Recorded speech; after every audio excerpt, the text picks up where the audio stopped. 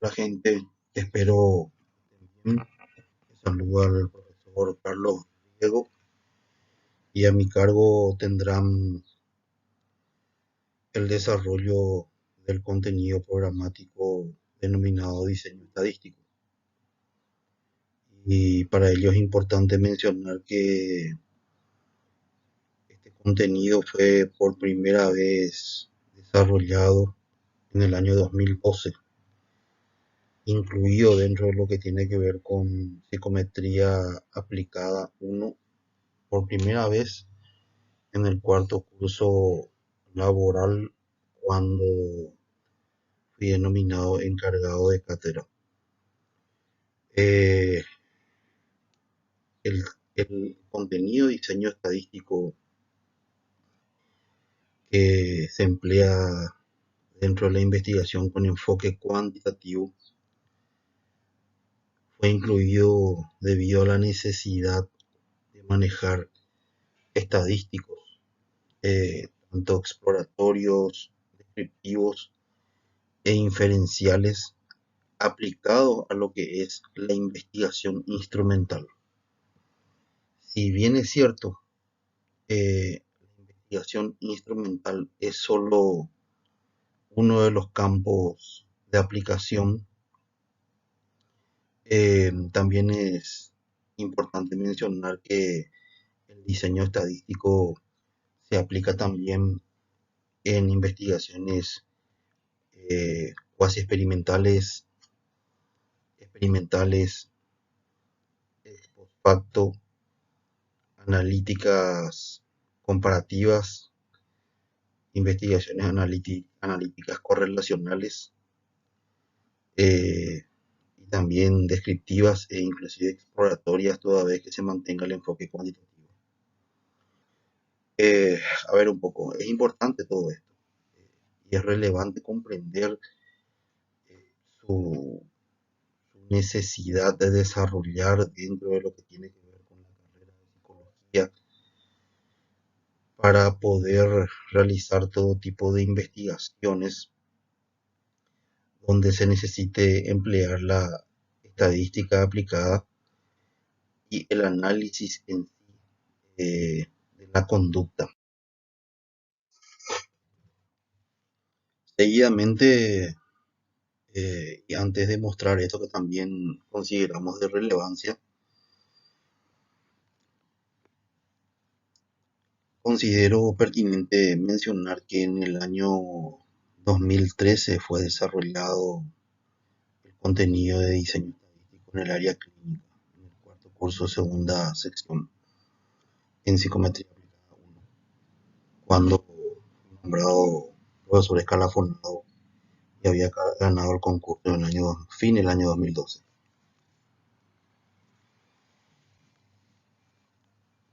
Por tanto, y yendo al punto, ustedes acá pueden fijarse en la lámina en dos libros técnicos de diseño estadístico, tanto el de Leslie Kish, que es un sociólogo y a la vez, además, ese sociólogo es estadístico, matemático estadístico, fue en realidad,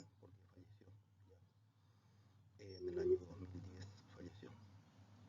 Eh, entonces, te da una pauta, este material, antes que me olvide, está dentro de lo que son libros que fueron escaneados y alzados en la parte de anexos del aula de psicometría aplicada 1. Entonces pueden acceder a este material riquísimo, en realidad riquísimo porque es un libro altamente técnico. Lo que quise decir es que, bueno, por un lado tenemos este autor y su primera publicación fue en los Estados Unidos en simultáneo con Canadá. Y también tenemos la autora argentina, por otro lado, Nuria Cortada de Juan, que tiene una fuerte formación psicométrica y estadística. Hay varios libros publicados en el área de psicometría general y psicometría aplicada, eh, por parte de esta autora Nuria Cortada de Juan. Diseño estadístico para investigadores de las ciencias sociales y de la conducta.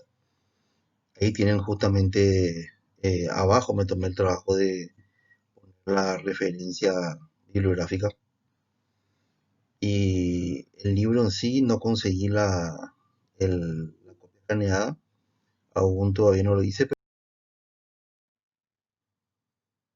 antes de arrancar con el contenido propiamente dicho, dejo este pensamiento anclado y después levantamos anclas para poder navegar en ese contenido técnico. Es un pensamiento filosófico, epistemológico y que guarda relación con lo metodológico. Esto fue citado por Henry Garrett, que es realmente un capo en lo que tiene que ver con la estadística aplicada a la psicología y la educación. Y bueno, y este pensamiento citado por Henry Garrett fue también posteriormente mencionado y acuñado por David Hume en 1977. Fíjense que estaba lo siguiente, eh, parafraseando: al tomar en la mano un volumen cualquiera, preguntémonos, ¿contiene algún razonamiento abstracto con respecto a cantidad o número? No. ¿Contiene algún razonamiento experimental referente a hechos y la existencia? No. Entonces, entreguémoslo a las llamas, pues no puede contener otra cosa que sofistería e ilusión.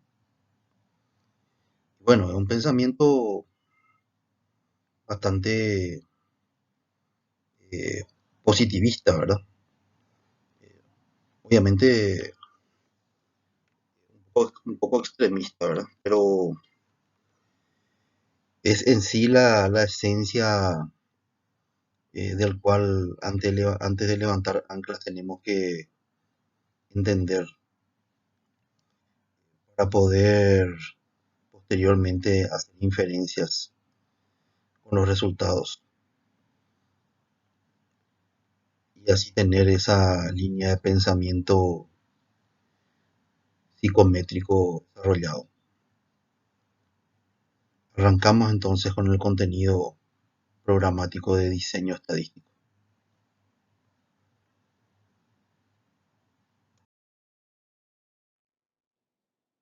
Ya tenemos ciertas definiciones y el empleo de letras y símbolos que son importantes para poder entender qué es lo que hacemos con el diseño estadístico.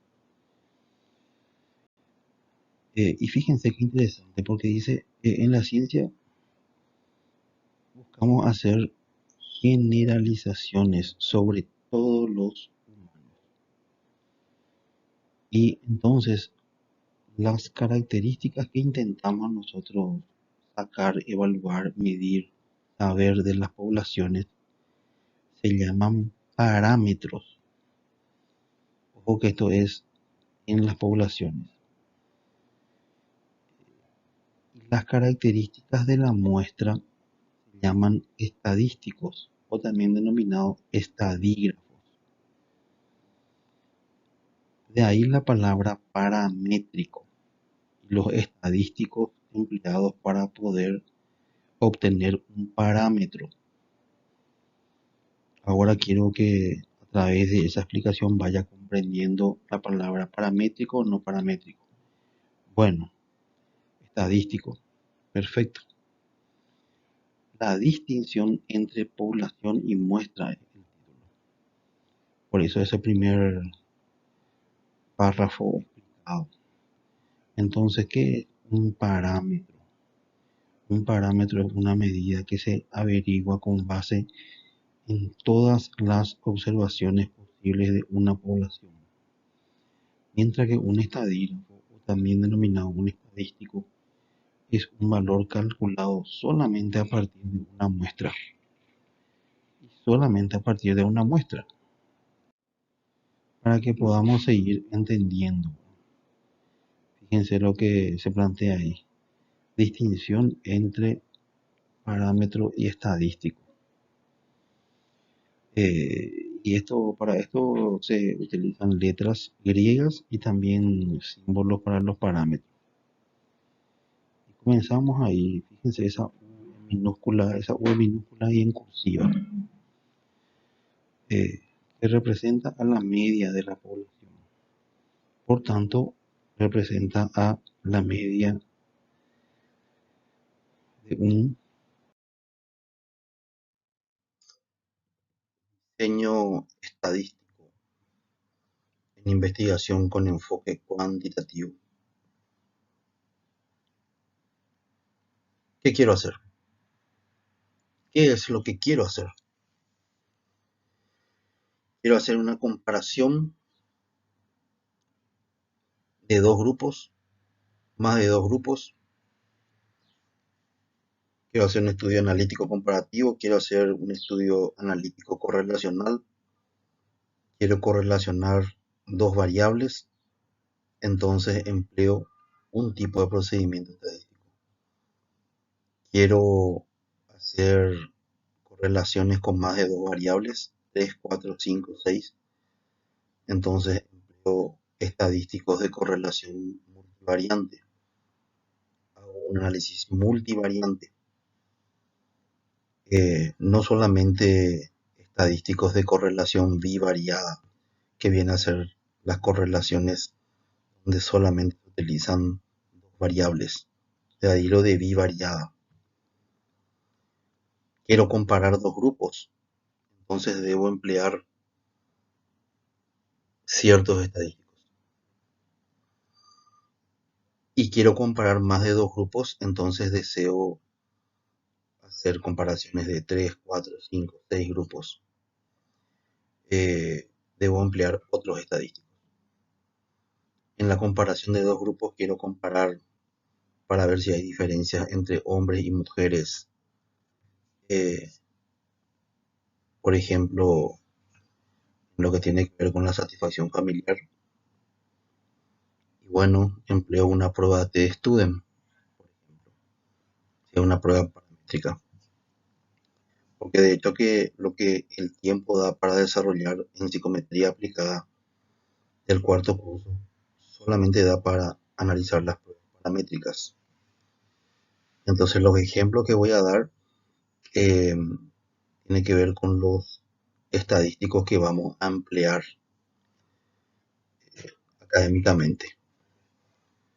Me gustaría desarrollar más contenido de más estadísticos, pero no me da el tiempo. También quiero hacer una comparación, por ejemplo, en un grupo de casos y control. Y bueno, también en tipos de técnicas de análisis de datos desde el punto de vista estadístico. Entonces, dependiendo de lo que vamos a realizar, ¿qué es lo que vamos a realizar? Una comparación, una comparación de dos grupos, una comparación con más de dos grupos, una correlación de dos variables, más de tres variables. Entonces, hay que entender que para emplear los estadísticos paramétricos, como la correlación producto-momento de Pearson, la T de Student para muestras independientes, la T de Student para muestras relacionadas, el análisis de varianza ANOVA, también denominado ANAVA, y la diferencia significativamente honesta de Tukey, que es lo que este año estamos dando. Entonces, en ese caso, requieren emplear ciertos supuestos. No pueden emplearse los estadísticos paramétricos si no cumplen los supuestos. Hay autores de investigación y también estadísticos denominados puristas que exigen como requisito que se cumplan sí o sí los tres supuestos. En realidad hay más supuestos, son como cinco o seis, pero estos son los tres elementales. Los tres elementales que por este año me gustaría que ustedes aprendan y con que aprendan este año probablemente se podría en otro año aumentar la cantidad de conocimientos sobre los supuestos. Con estos tres ya consideramos que son pertinentes para entender el requerimiento para el empleo de los estadísticos paramétricos. Y bueno, vamos a comenzar por el primer supuesto. En otro punto comenzamos el análisis de los supuestos para poder emplear las pruebas no paramétricas. Entonces, es importante recordar que para emplear las pruebas paramétricas se necesitaban esos tres requisitos citados con anterioridad: el de la distribución normal, el de la homogeneidad de las varianzas, también denominado homoscedasticidad, y las variables a medir tienen que ser continuas con sistema de medición por intervalo o por razón. Acá en el análisis de las pruebas no paramétricas, básicamente tiene estos dos elementos. Obviamente que al no cumplirse los supuestos de las pruebas paramétricas, uno puede recurrir a las pruebas no paramétricas. Entonces, acá no hace falta, o sea, dice lo siguiente: supone que los datos obtenidos no se distribuyen normalmente. No hace falta que haya una distribución normal. Y por otro lado, las variables son categóricas. Pueden ser con nivel de medición inclusive nominal u ordinal, dependiendo del estadístico que se va a emplear. Entendamos bien, porque si yo voy a utilizar una U de Matt Whitney para poder hacer una comparación de dos grupos o una correlación Rho de Spearman, necesito eh, un nivel de medición ordinal, en ambas pruebas citadas: la U de Matt Whitney y la Rho, la correlación Rho de Spearman, que reemplaza a la R de Pearson. Pero también es importante mencionar que hay, por ejemplo, otros estadísticos que pueden tener nivel de medición nominal. Eh, Entre ellos está la chi cuadrada. Bien, así que estos son los eh, supuestos para poder trabajar, emplear. Seguidamente analizaremos algo que sinceramente es súper importante antes de emplear las pruebas paramétricas y no paramétricas. O sea, nosotros antes de emplear las pruebas paramétricas debemos saber si cumplen los supuestos. En el caso que requiera aplicarse eh, pruebas de normalidad y pruebas de homoscedasticidad, acá tienen un listado que pueden ser usados no solamente manualmente estos estadísticos, sino que esto trae el software SPSS.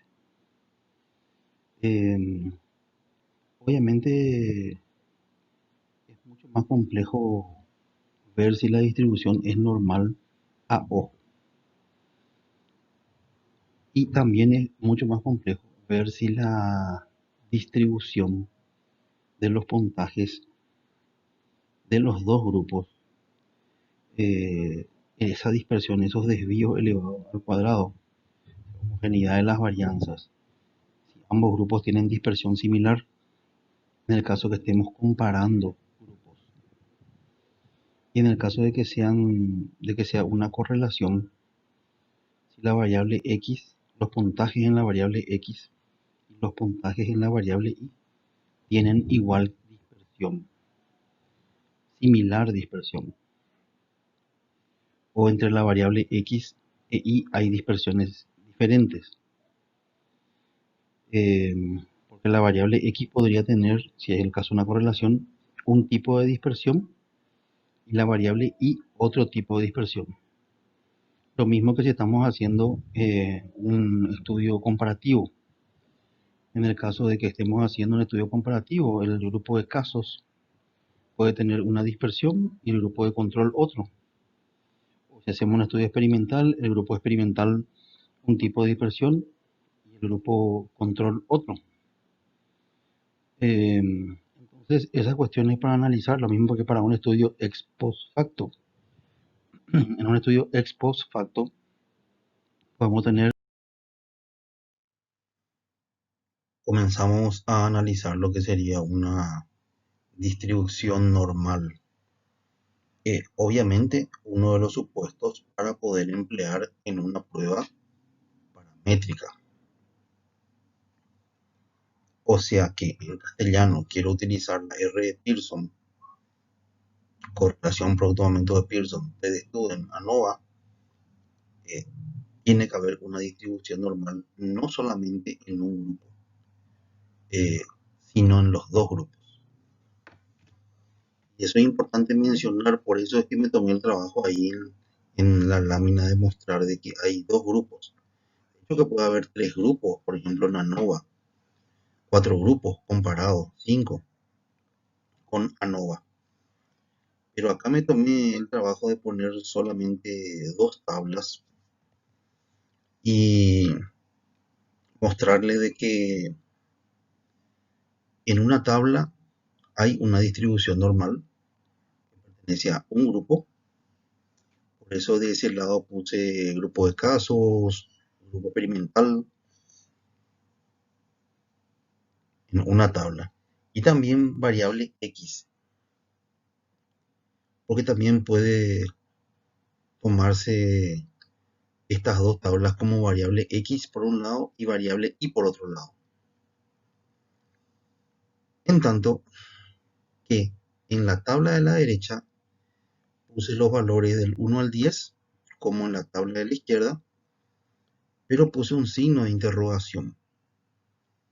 En las frecuencias, la F minúscula significa frecuencias. ¿Por qué no puse los valores? Justamente para que ustedes analicen. La tabla de la derecha sería la de los valores del grupo control comparado al del grupo de casos, que es la primera tabla. Del grupo control, la segunda tabla, y del grupo experimental, la primera tabla de la izquierda. Y sería el de la variable y, la segunda tabla de la derecha.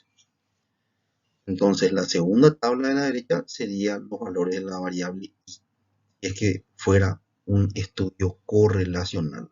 Porque también para hacer la correlación, comencemos con los ejemplos de distribución normal, que es uno de los supuestos que deben cumplirse para poder emplear las pruebas paramétricas. Entonces, si nos fijamos en la lámina, podemos observar un caso donde sí existe una distribución normal. Comencemos a entender lo que estamos haciendo. Fíjense que de forma horizontal está la valoración de puntajes 1 hasta el puntaje 10. De forma horizontal, ¿qué es lo que es? Corresponde a los puntajes, por ejemplo, de un test. ¿Sí? ¿Qué es lo que está en forma vertical? Eh, También desde el 1 al 7. Vamos a poner desde el 0 al 7. También desde el 0 al 10, por ejemplo, lo que es el puntaje crudo, ¿verdad? Pero es simplemente un ejemplo pedagógico para que podamos entender que por ahí pasa el tema. ¿Qué es lo que tenemos acá? Y lo que tenemos acá es una cuestión que es eh, relevante para poder comprender lo que necesitamos saber de manera así imprescindible para poder analizar si hay distribución normal o no. Y es este punto. El punto es el siguiente. En ambos extremos se observan en el puntaje 1 y en el puntaje 10. En el puntaje 1 y en el puntaje 10 hay una sola persona. La F que ustedes observan ahí arriba, lo que es la valoración vertical, F minúscula significa frecuencia, es decir, es el número de casos, número de personas. Acá tenemos las dos láminas anteriores incluidas en una sola lámina. Es decir, tienen ahí la tabla con los puntajes del test que va del 1 hasta el 10 y tienen también el número de personas, la frecuencia para el número de personas por cada puntaje, la F minúscula. Y del lado derecho, eso es del lado izquierdo, del lado derecho tienen el gráfico con las barras. Es decir, ahí pueden ver que hay una distribución normal, que se cumple el requisito de distribución normal. Y lo que tienen ahí abajo, de forma horizontal, lo que sería en un estudio correlacional, sería eh, la marca de X, ¿verdad? De la variable X, porque está en forma horizontal. Están los puntajes del test, del 1 al 10. Y lo que está así en forma vertical, que sería la variable Y, ¿verdad? Están las personas, número de personas. Entonces pueden ver ahí con facilidad el, el número de personas según cada puntaje. A partir de ahora, en las siguientes láminas, ya no voy a mostrar más dos tablas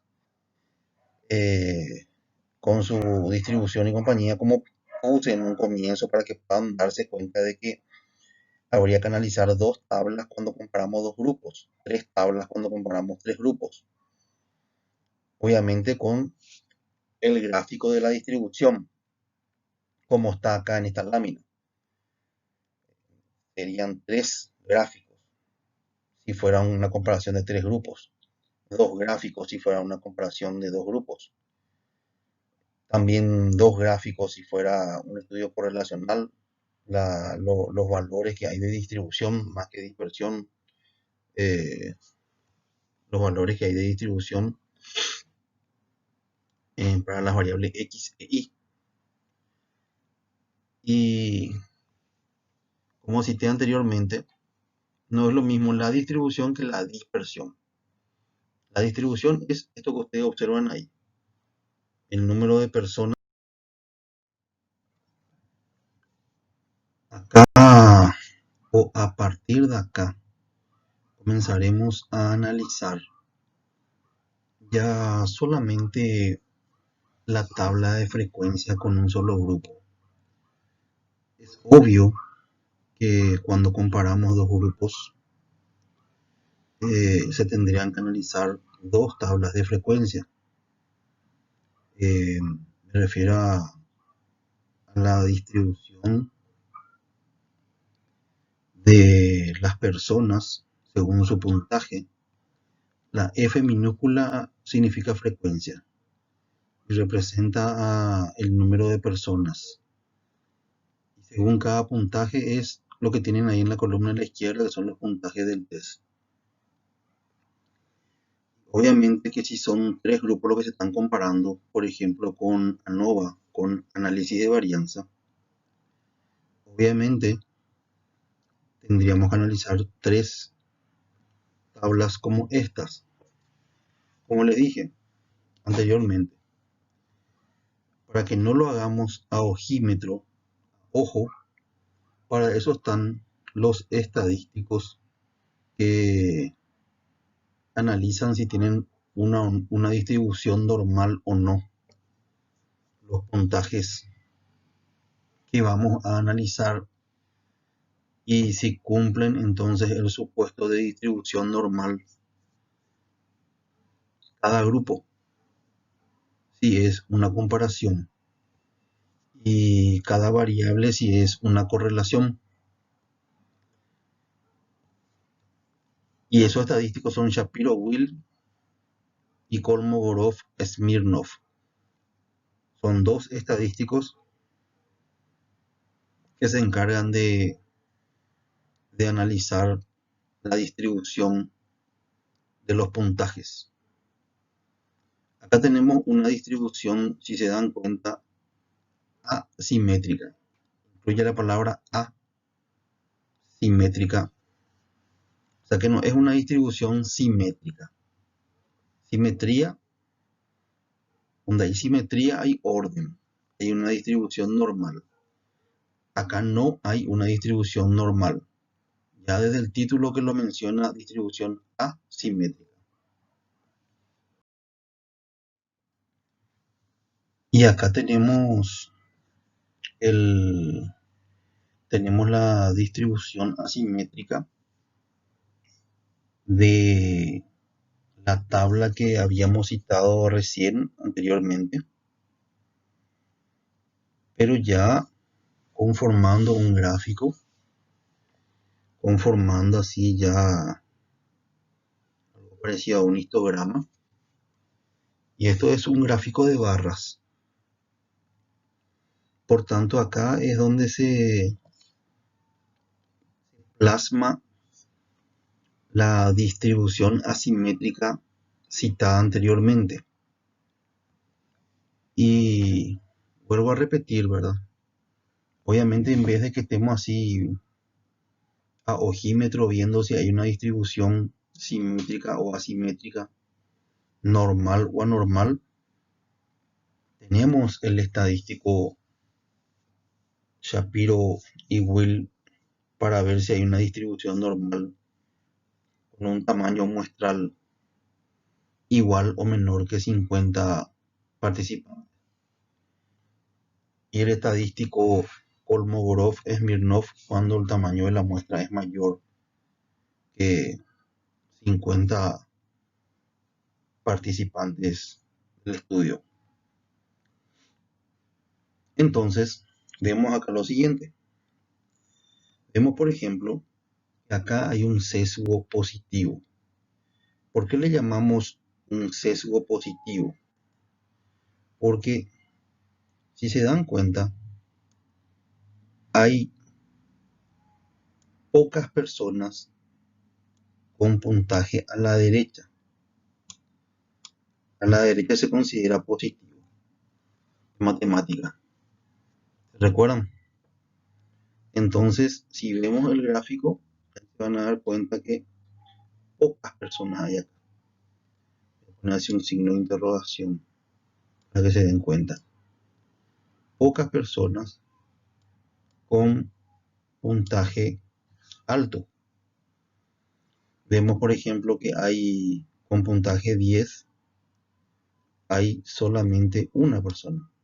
Con puntaje 8, si se dan cuenta, hay solamente dos personas.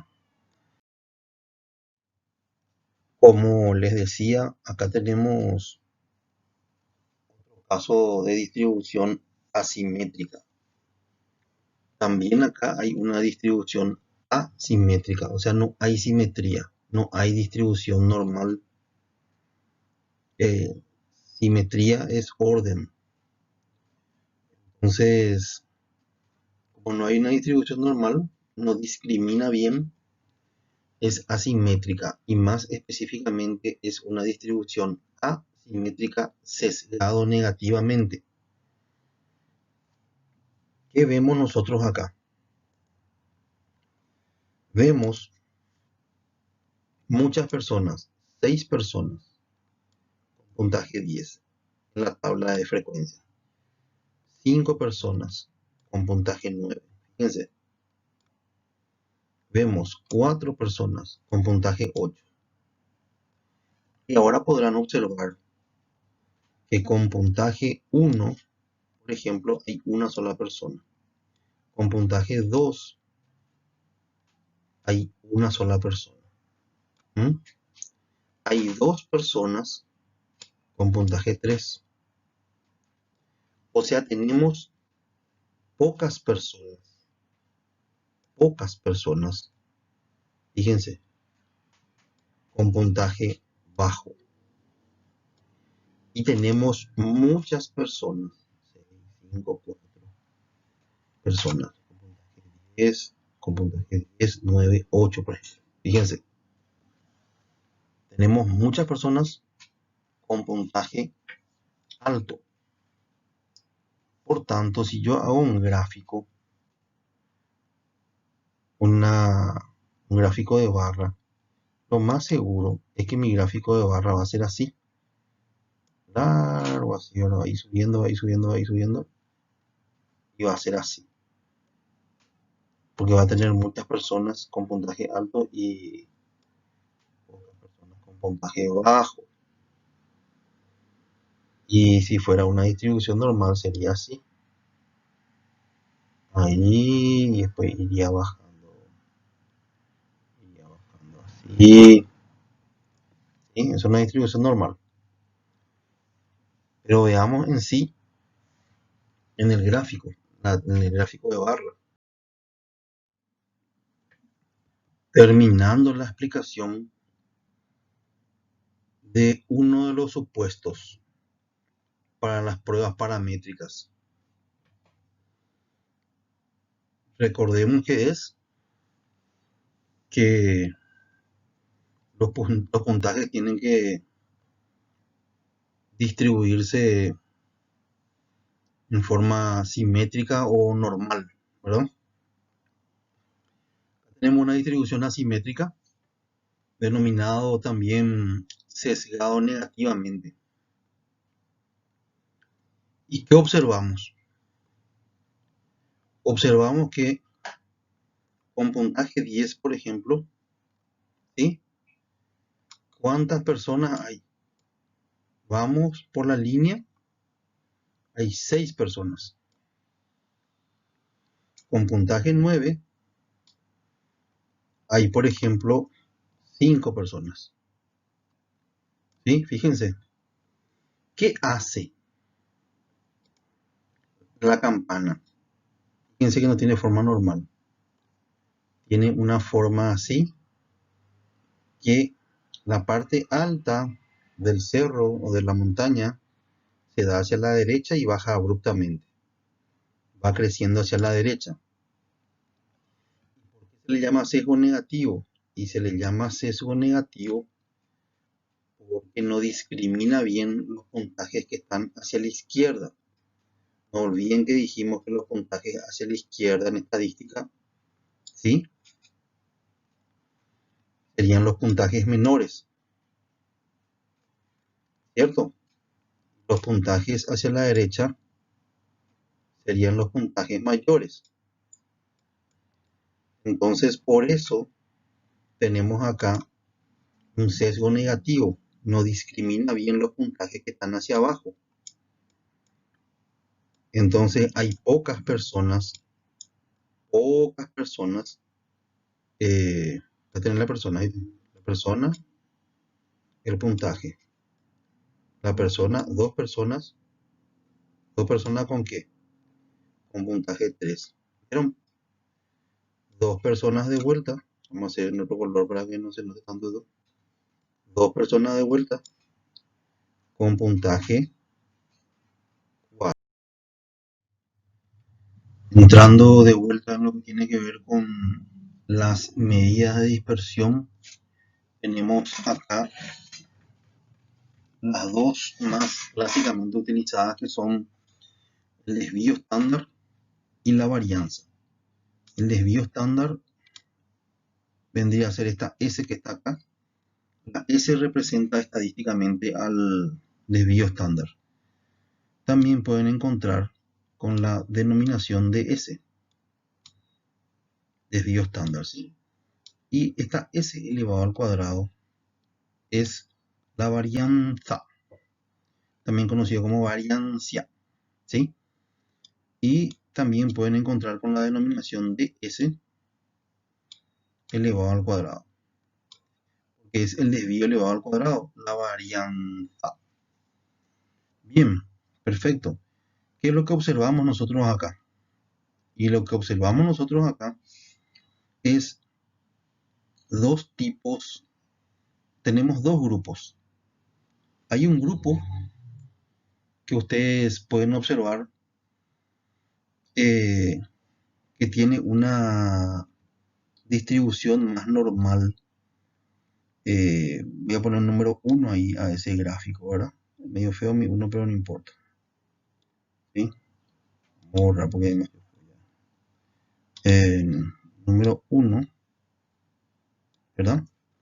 Es que en ese caso ese gráfico muestra un grupo que tiene una distribución más normal, ¿verdad? Y la dispersión es mayor. Pongamos nomás, vamos a suponer que en ese grupo el test puntuó, el promedio es, vamos a suponer que el promedio es 7, voy a poner en el medio el 7. Y en ese grupo número 1, voy a poner en un color más claro, la dispersión va desde el puntaje, supongamos, desde el puntaje 2, vamos a poner, el puntaje 2, ¿sí? Hasta el puntaje 13. Y la media va a ser 7. También podemos tener otro. Acá nuevamente tenemos, bueno, intentaremos explicar lo que ya es la varianza propiamente dicho, ¿verdad? Y se pueden dar cuenta que acá tenemos como sujetos, hay cuatro participantes en la muestra de estudio. Esto es pedagógico, obviamente van a trabajar con 200 sujetos, con 150 sujetos en el estudio de investigación instrumental. Pero esto es simplemente un ejemplo pedagógico para que ustedes entiendan. Bueno, y ahí vemos que Lina en el test puntuó, por ejemplo, o en la variable puntuó 7. ¿Sí? Esta X, como ustedes ven ahí, representa el puntaje. Ahí está la explicación. Esta S que ustedes ven ahí representa el desvío estándar. Y esta S elevado al cuadrado, si ustedes ven ahí, está la explicación al costado a la derecha, viene a ser el de S elevado al cuadrado y viene a ser la varianza. ¿Sí? Entonces, para que podamos entender. Y bueno, Juana puntuó, por ejemplo, en este caso 3, Silvia puntuó 8 y Adolfo puntuó 2. La sumatoria de 7 más 3, 10, más 8, 18, más 2, 20. 20 es la suma total de los puntajes en la muestra de estudio. Por eso, para sacar el promedio de este grupo, se hizo 20, que es el puntaje total, dividido 4. ¿Por qué dividido 4? Porque hay 4 personas en la muestra de estudio, hay 4 participantes. Dividido 4, entonces tenemos la media que viene a ser 5. ¿Ok? Y esta media de 5, voy a borrar lo que no usamos más. ¿Sí? Esta media de 5, ¿qué hay que hacer? tenemos nosotros el puntaje 7, ¿verdad? Entonces hacemos, por ejemplo, 7 menos 5. Tenemos nosotros como resultado, ¿qué cosa? 2 positivo. Fíjense, este 2 positivo se ubicó acá. Lo mismo que posteriormente tenemos, voy a borrar esto para evitar el problema. Y tenemos, por ejemplo, otro valor que es el 3. El 3 hacemos acá menos 5. Acá tenemos otro caso de dispersión a partir de lo que es una media, ¿verdad? Y podemos observar ahí abajo la media, ¿ok? Vemos en puntos negros. En puntos negros están las personas con sus puntajes a partir de la media para la población A. Para la población B tenemos los puntos rojos unidos con una raya tipo un polígono de frecuencia, ¿verdad? Para la población B.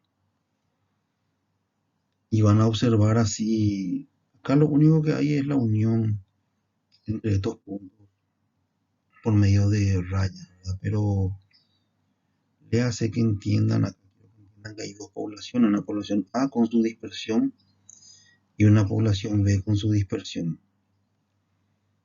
Y la población B que tiene los puntos rojos se dan cuenta que tienen una forma más normal, ¿verdad? Y la población A, si se dan cuenta, tiene una dispersión más corta, es decir, tanto a la derecha de la media, como a la izquierda de la media, los puntajes más bajos, tiene una dispersión menor. Supongamos nomás, ¿verdad? Fíjense que acá tenemos 1, 2, 3, 4, 5, 6, 7 puntos por debajo del promedio comienzan los puntajes para la población. 1, 2, 3, 4, 5, 6, 7 puntos por arriba del promedio. Sin embargo,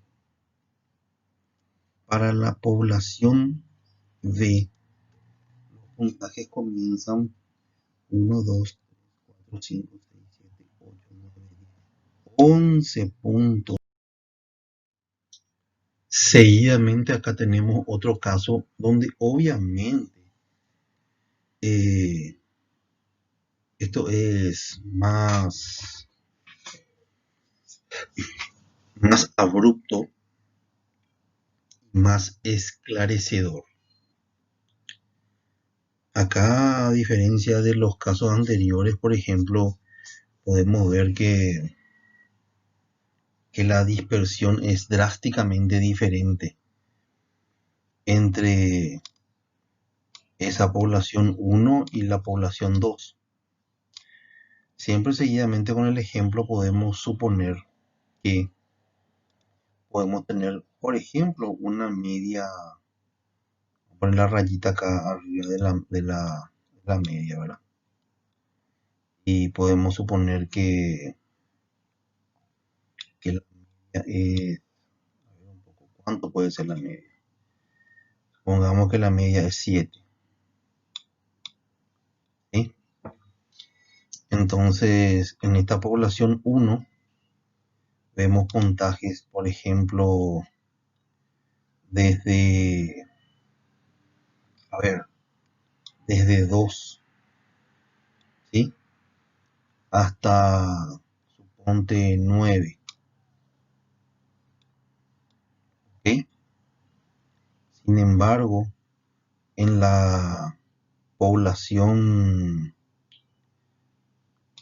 en la población 2, podemos ver puntaje nuevamente desde 2, ¿sí?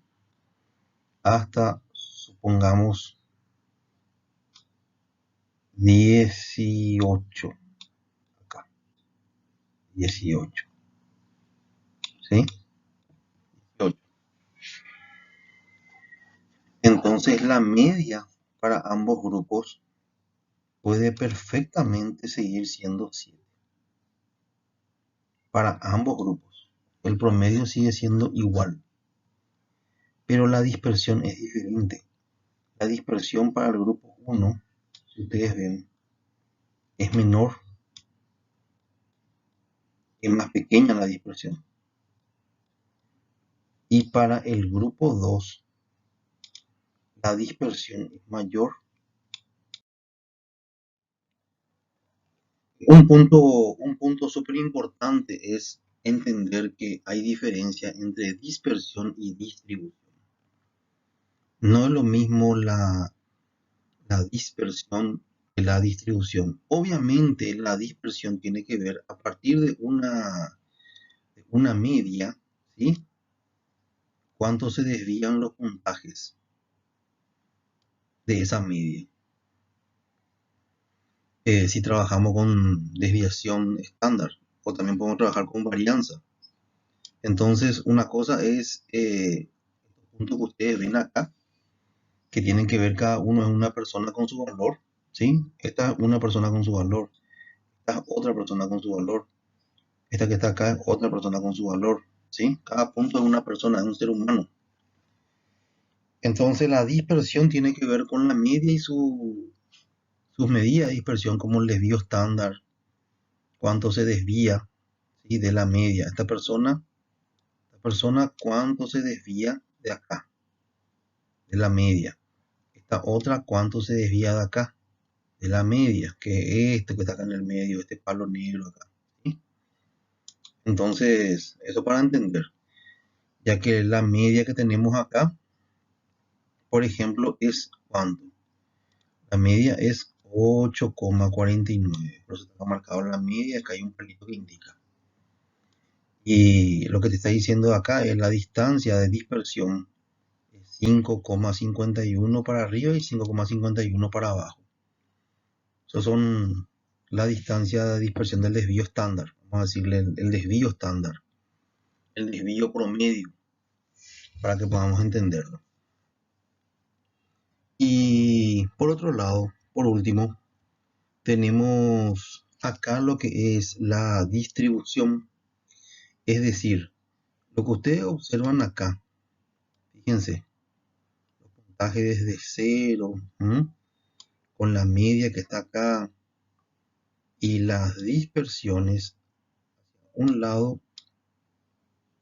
y hacia el otro, ¿sí? Lo ven acá, ya no se olviden cuánto era 8,49 era la media que ustedes observan acá arriba, ¿cierto? Bueno, y ese 8,49 está de vuelta acá. Terminando, ya para que podamos tener más ejemplos y más claros, quise decir, ¿verdad? Pueden ver en la imagen de arriba, son datos con baja dispersión, si observan ahí, ¿sí?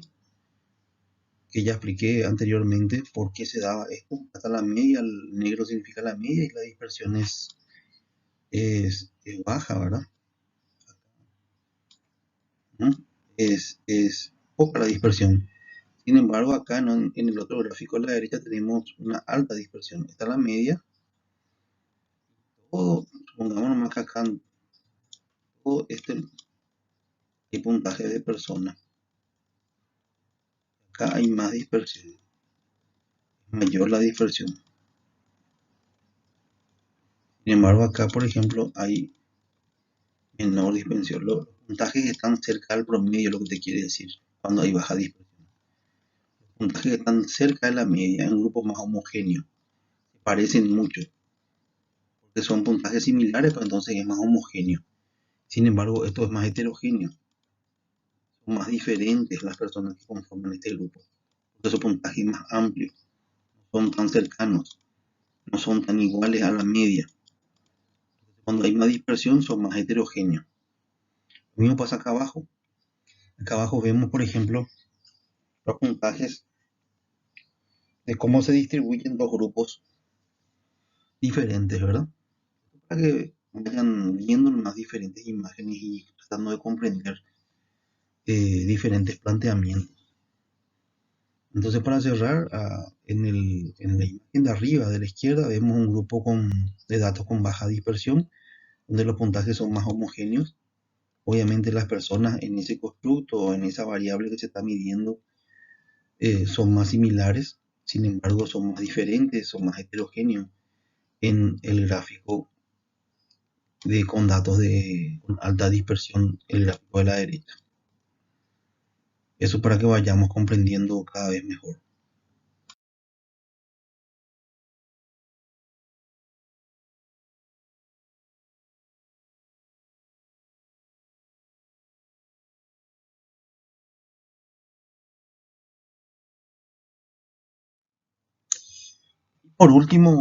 Por último tenemos acá los gráficos de dispersión. En la parte de arriba ven la dispersión de tres grupos. Obviamente si estamos comparando tres grupos, acá los ejemplos son eh, que no son de psicología, pero vale en sí el ejemplo. Como variable, obviamente X tenemos ahí abajo, pues son los gramos, carbohidratos, proteínas, ¿verdad? Y como variable Y las calorías. Pero si se dan cuenta, cada punto representa a una persona. Y acá lo que vemos es tres grupos. Este es el grupo 1, ¿sí? Con su dispersión. Este es el grupo 2 con su dispersión. Este es el grupo 3 con su dispersión. Y lo que analizamos es lo siguiente. Esta es una persona. ¿Se dan cuenta? Esta es otra persona. Esta es otra persona. Por ejemplo, acá podemos tener dos cosas. Tres grupos comparados o un mismo grupo comparado en tres variables, que no es lo mismo. Pero le hace que acá hay tres grupos, supongamos. Entonces hay dispersiones similares. Y al haber dispersiones similares, perdón, no son dispersiones similares, son dispersiones diferentes, perdón. Y al haber dispersiones diferentes, no se podría usar eh, las pruebas paramétricas. Si estos fueran tres grupos, por ejemplo, tacho, esto que es de gramos, carbohidratos, puede ser, por ejemplo, colegio público, primero, acá, colegio público, acá, colegio subvencionado, y acá, colegio privado, y estoy comparando comprensión lectora, supongamos. Son tres grupos que tienen dispersión diferente, por tanto no podríamos utilizar ANOVA. Eh, Tendríamos que utilizar una prueba no paramétrica como la mediana. Y por último vemos acá, por ejemplo, la homozidaticidad en el gráfico de abajo, en la lámina de abajo, en 5 grupos de datos. Obviamente están todos en positivo porque los desvíos elevados al cuadrado son todos positivos.